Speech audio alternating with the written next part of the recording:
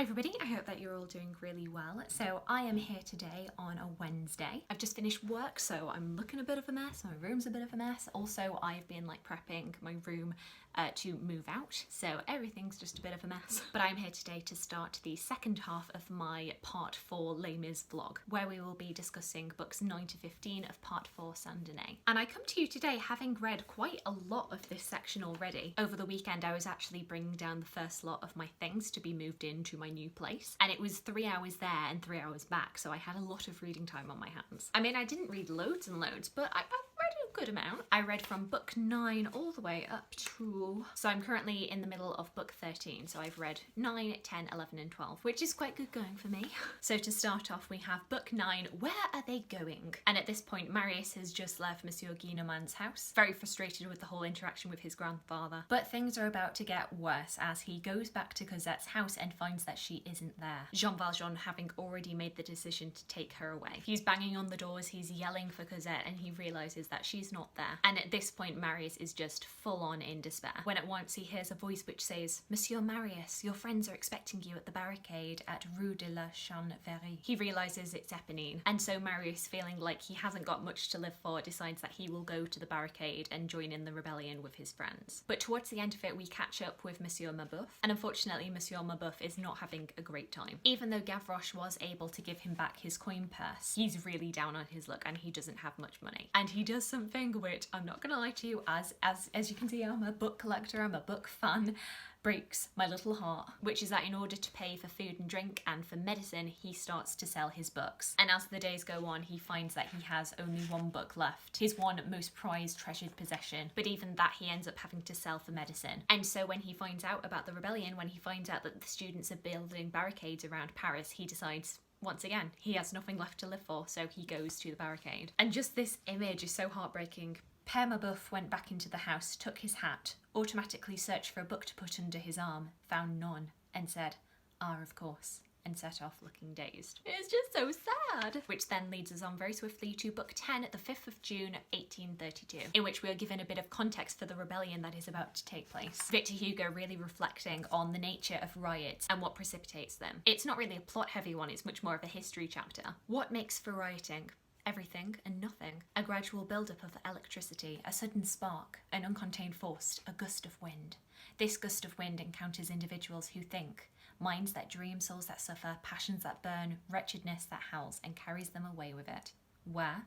Wherever it blows. We're given a little bit of a history of rioting, and also given details why Paris at this point was really ready to erupt in a riot. As we have said, a city is like a cannon. Once it is loaded, a stray spark is all that is needed to set it off. In June 1832, that spark was the death of General Lamarck. We're given a little bit of background into General Lamarck, who is one of the only real-life figures that we'll be encountering. One of Napoleon's men who was the last real supporter of the people. And it's after General Lamarck's funeral that people take the incentive to start the riots, which then lead to 27 barricades being built around the city. And through this, Victor Hugo is really building up the tension in this atmosphere. When arms were taken up on the 5th of June 1832, the great city sent something that was perhaps more powerful than itself.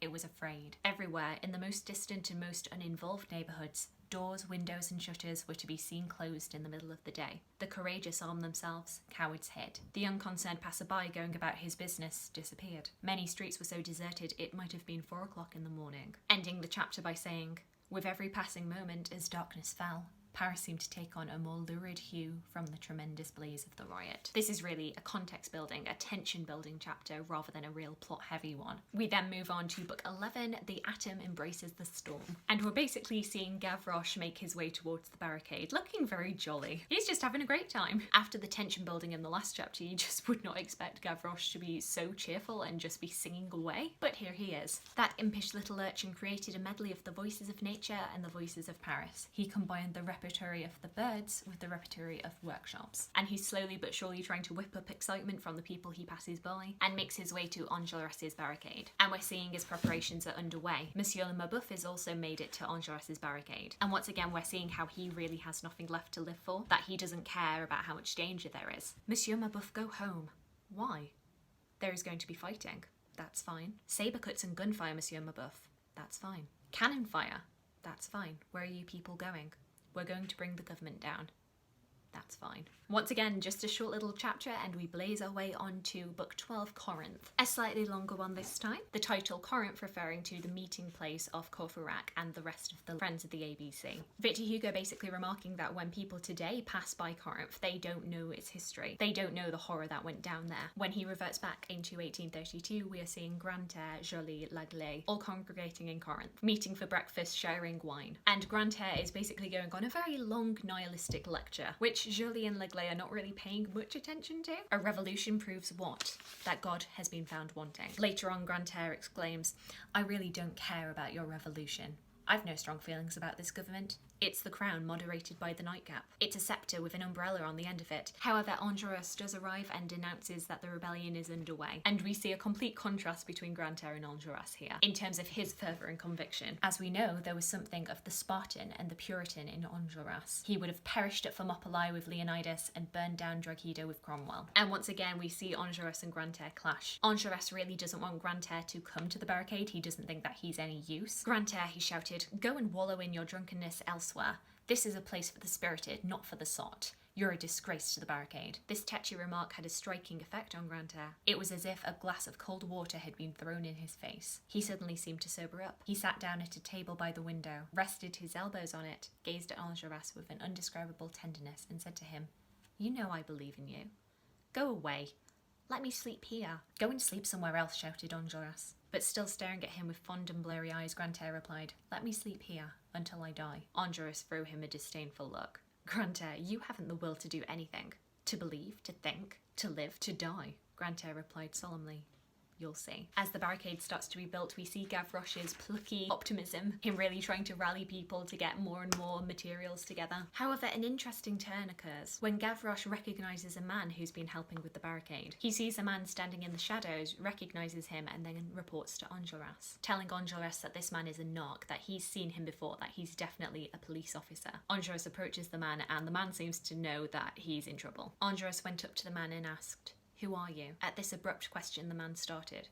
He gazed deep into Andrus's clear eyes, where he appeared to read his mind. He smiled a smile that conveyed the utmost disdain, forcefulness, and resolve, and replied with a supercilious gravity, "I see how it is. Oh yes, indeed. You're a narc.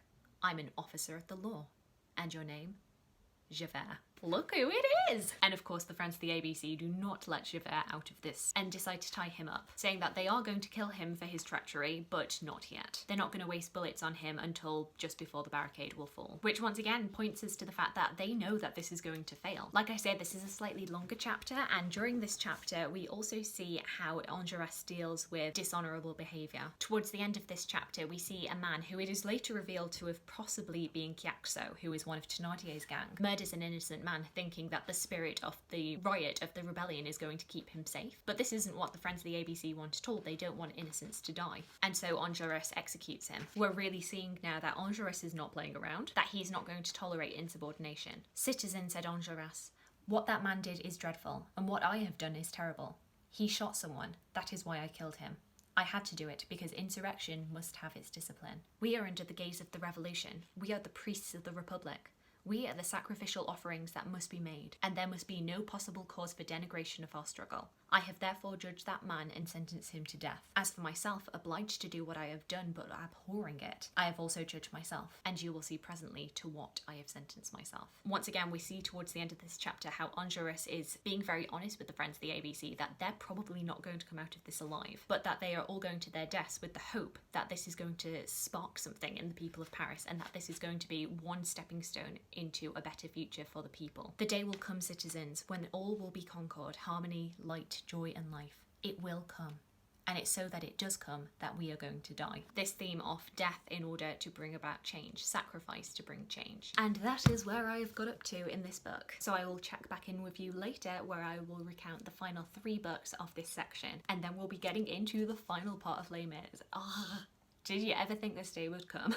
Hello. So I have just finished off book 13, Marius Enters into Darkness, and as the title suggests, Marius is not in a good place. He's not having a great time. So we follow Marius as he makes his way to the barricade, and he's pretty depressed, and I'm sorry to say he is feeling rather suicidal. Mad with grief, with no longer a sense of anything fixed or stable in his mind, incapable now of accepting anything from fate after those 2 months spent in the delirium of youth and love, overcome at one and the same time by all the bleak fancies of despair, he had but one desire: to make a speedy end of it all. And his way of accomplishing that goal is to be killed at the barricade. And through this chapter, we're just seeing Marius spiral. And it's so sad. He starts to kind of convince himself that this is the noble thing to do, that this is what his father would have wanted. Marius said to himself that his day had now come, that his hour had struck, that after his father, he too was going to prove brave, intrepid, bold, to rush towards the bullets, to present his chest to the bayonets, to shed his blood, to meet the enemy, to seek death, that he in turn was going to wage war and fight on the battlefield.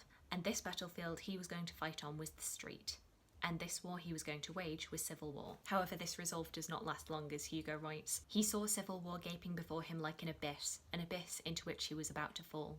Then he shuddered. The enormity of what is about to happen really hits him, and once again we see him spiral even more. He starts to convince himself that Cosette doesn't love him anymore, that maybe she never did, that Cosette knew that he said he would die without her and yet she left anyway. And he's thinking, why did she do that? She must have known that I was going to die. And as we leave Marius, he's not gotten any better. He's just filled with this resolve that this is the right thing to do. He starts to reflect on his learning, particularly of the Greeks and Romans, and the decision that he comes to is that it is time to put away his school books, it's time to do away with philosophy.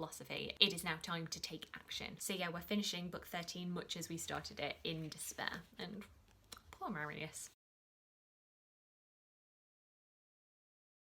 Hello. So I've just popped in to round off this vlog where we're reading the last part of book 4. And in this bit of the vlog, I'm also trialing out my new phone. I have recently upgraded my phone and I'm hoping the quality of the camera is a lot better. However, the camera lens is in a different place to where it was originally. So I'm like, where do I look? I don't know what to do. But you know, hopefully the sound and the video quality is a lot better, so fingers crossed. But we're talking now about book 14, The Garanges of Despair. And at this point we are back at the barricade. So the barricade boys have gotten to about 10 o'clock and have heard nothing, when suddenly they hear a voice. They hear a little boy singing and they know that it's Gavroche and that he's giving them a warning that the army is coming. And guys, this is where it gets really sad. You know, the army is finally here and you know that death is about to come. However, not before Andrus has one of the sassiest moments of the entire book. We hear one of the National Guard calling, "Who goes there?" And Andrus just responds, "French Revolution," which I have to say is one addition that the film kept from the book that I absolutely do have to give them credit for. It is a great moment and I'm glad that it's preserved in the film. Andrus decides that before any fighting can be done, that somebody has to climb to the top of the barricade and fly the flag again. And of course this action means almost certain death, because whoever goes to the top of the barricade is a prime target for people shooting. And none of the students want to do it, understandably. However, Monsieur Mabeuf, once again demonstrating that he has nothing left to live for, decides that he's going to be the man who does it. He runs and grabs the flag and climbs to the top of the barricade. In the midst of this silence, the old man waved the red flag and shouted, "Long live the revolution, long live the republic, fraternity, equality and death." And as we could have predicted, he does get shot and killed. Andrus is quick to turn Mabeuf into a martyr. Then he raised his voice. "Citizens, this is the example the old give to the young. We hesitated, he presented himself. We drew back, he stepped forward. That's what those who tremble with old age teach, those who tremble with fear." And so the fighting begins, and it's not going very well for the students. However, in the midst of the fighting, we hear a voice saying, "Get back or I'll blow the barricade." At this point, Marius has entered the barricade. He's grabbed a barrel of gunpowder and he's holding a torch below it. And the threat of this explosion is enough to turn the French army scared. The French army end up retreating, giving the students at the barricade a little bit more time to get themselves together. However, once again, as a parallel to Monsieur Mabeuf, we're seeing how Marius has very little to live for in his own eyes. "Get back or I'll blow up the barricade." Marius on the barricade after the octogenarian was a vision of the young revolution, following that apparition of the old. "Blow up the barricade," said a sergeant, "and yourself with it." Marius replied, and myself with it. And then we get to another really, really sad moment that I forgot about from the book, because I'm pretty sure that this hasn't been adapted into the musical or into the TV show, and it is the capture and hostage situation with Jean Prouvaire. We find out when Andrus kind of does a roll call to see who is left at the barricade, who is being killed, that Jean Prouvaire is not to be found. And they realise that he's been taken hostage by the French army, and they are horrified as he's executed in front of them. Poor Jean Prouvaire, the little innocent. And then swiftly following that, we have another sad scene. Marius, in all of his confusion of shouting back the French army, was not really looking at those around him and was almost shot by a soldier. However, we quickly learn that Eponine actually took the blow. Marius finds her at his feet, dying. And it's at this point where you really see how the relationship between Eponine and Marius was really romanticised for the musical, and particularly Eponine as a character was very romanticised. Tell me if you get something different from this relationship, but it really doesn't seem like Marius cares at all for Eponine. I mean, to start off with, she's just taken a bullet for him, and when he sees her, she realises that he doesn't recognise her. And then Eponine even admits that she's the one who brought Marius to the barricade with the intention that both of them were going to die. Like, she wanted him to die. Preferably she dies first, which is what she got. You're doomed, you see. No one will leave the barricade now.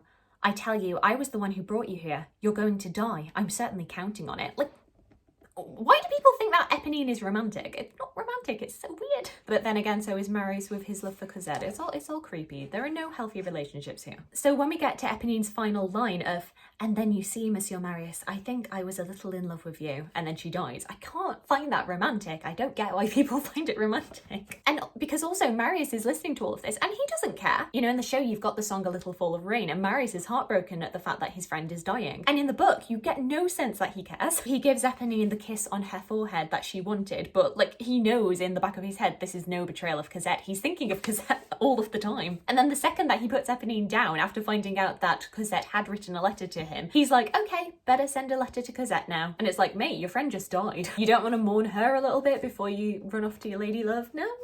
Okay. Marius pens a letter to Cosette and then quickly dispatches Gavroche with the letter, with the hope that he might still be able to fulfill his father's wishes by keeping Gavroche alive. In that way, he is indirectly helping a Thénardier, even if it is not Monsieur Thénardier. And especially because he does feel guilty about Eponine's death. Just a little bit. Not that much, but a bit. And then we move on to book 15, Rue de l'Homme Armé, a French title, and who knows if I pronounced that right. And in this final book of part 4, we meet Jean Valjean again. And we are seeing him in turmoil, because as it's turned out, Cosette has not been doing her due diligence when it comes to keeping her relationship with Marius a secret. This book kind of recounts how he made the decision to move house and how there wasn't really much time for them to take their possessions with them. But Cosette did take her writing papers and her blotter. And one night where Jean Valjean is going around the house, he finds Cosette's blotter, and she has not hidden the letter that she wrote to Marius, telling Marius that her father was about to take her to England. And suddenly Jean Valjean's world just comes crashing down on him with this realization that Cosette is in love with a young boy. And you really get a sense of how much this is affecting Jean Valjean and how this is like his biggest task. The truth is that of all of the tortures he had suffered during that lengthy persecution to which he was doomed, this was the most terrible. Never had he been so lacerated. Alas, the supreme test, or rather the only test, is the loss of the beloved. You know, this is a man who lived 19 years in the chain gang,